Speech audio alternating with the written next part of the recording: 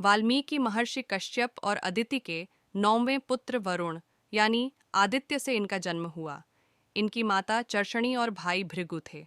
उपनिषद के मुताबिक ये भी अपने भाई भृगु की भांति परम ज्ञानी थे। एक बार ध्यान में बैठे हुए वरुण पुत्र के शरीर को दीमकों ने अपना ढूंढ यानी बाम्बी बनाकर ढक लिया था। साधना पूरी करके जब ये बाम्बी, जिसे वाल्मीकि कहते हैं, उससे बाहर निकले तो इनका नाम वाल्मीकि पड्डीढा कथा। रत्नाकर से बने महर्षि वाल्मीकि धर्म ग्रंथों के मुताबिक महर्षि वाल्मीकि का नाम पहले रत्नाकर था। ये अपने परिवार के पालन पोषण के लिए लूटपाट करते थे। एक बार उन्हें निर्जन वन में नारद मुनि मिले। जब रत्नाकर ने उन्हें लूटना चाहा तो उन्होंने रत्नाकर से पूछा कि ये काम तुम किस लिए करते हो।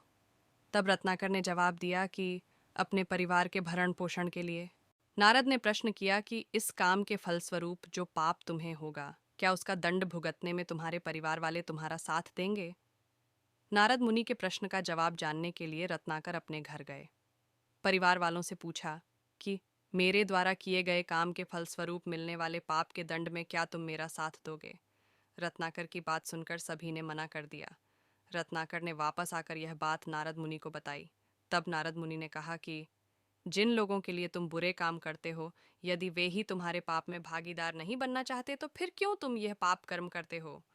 नारद मुनि की बात सुनकर इनके मन में वैराग्य का भाव आ गया।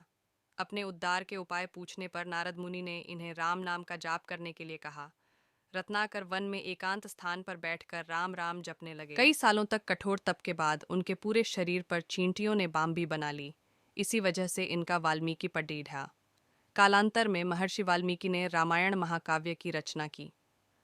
ब्रह्मा जी के कहने पर कि रामायण की रचना क्रोंच पक्षी की हत्या करने वाले एक शिकारी को इन्होंने शाप दिया था, तब अचानक इनके मुख से श्लोक की रचना हो गई थी।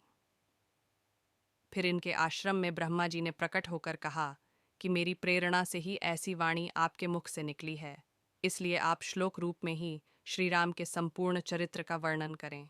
इस प्रकार ब्रह्मा जी के कहने पर महर्षि वाल्मीकि ने रामायण महाकाव्य की रचना की।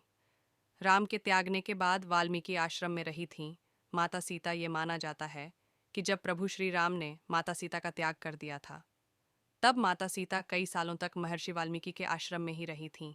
यहीं पर उन्होंने लव और कुश को जन्म दिया। यहीं पर उन्हें वन देवी के नाम से जाना गया। इसीलिए महर्षि वाल्मीकि का भी उतना ही महत्व है जितना रामायण में राम, सीता, लक्ष्मण और बाकी किरदारों का है। हर साल महर्षि वाल्मीकि जयंती पर्व अश्विन महीने की पूर्णिमा को मनाया जाता है। इस बार ये 31 अक्टूबर को मनाई जाएगी। ऐसा ही वीडियो देखने के लिए हमारे चैनल को सब्सक्राइब करें और लाइक